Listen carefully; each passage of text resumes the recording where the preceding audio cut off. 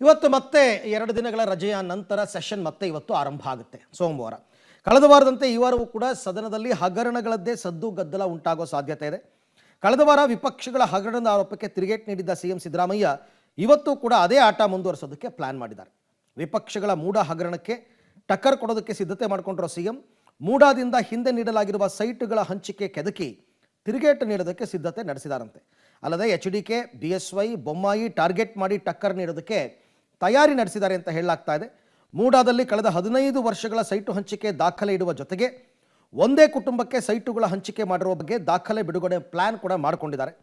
ಕಳೆದ ವಾರ ವಾಲ್ಮೀಕಿ ಅಭಿವೃದ್ಧಿ ನಿಗಮದ ಹಗರಣ ಪ್ರಸ್ತಾಪಕ್ಕೆ 21 ಹಗರಣ ಪ್ರತ್ಯಸ್ತ್ರವನ್ನು ಹೂಡಿದ್ದ ಸಿದ್ದು ಮೂಡಾ ಸೂಡಾ ಸೇರಿದಂತೆ ಹಲವು ಸೈಟ್ಗಳ ಅಕ್ರಮ ಹಂಚಿಕೆ ಬಗ್ಗೆ ಸದನದಲ್ಲಿ ಅಬ್ಬರಿಸ್ತಾರಾ ಅನ್ನೋದು ಸದ್ಯದ ಕುತೂಹಲ. ನೋಡೋಣ ಏನು ಅಂತ. ವಿಪಕ್ಷಗಳನ್ನು ಕಟ್ಟಾಕೋದಕ್ಕೆ ಸಿಎಂ ಮೆಗಾ ಪ್ಲಾನ್ ಮಾಡಿದಾರಂತೆ.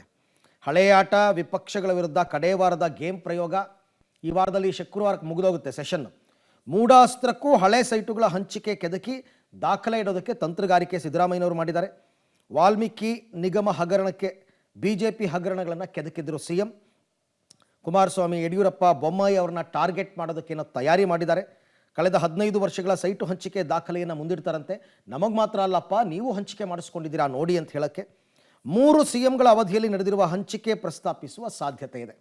ಒಂದೇ ಕುಟುಂಬಕ್ಕೆ ಸೈಟ್ಗಳ ಹಂಚಿಕೆ ಬಗ್ಗೆ ದಾಖಲೆಯನ್ನು ಬಿಡುಗಡೆ ಮಾಡ್ತಾರೆ.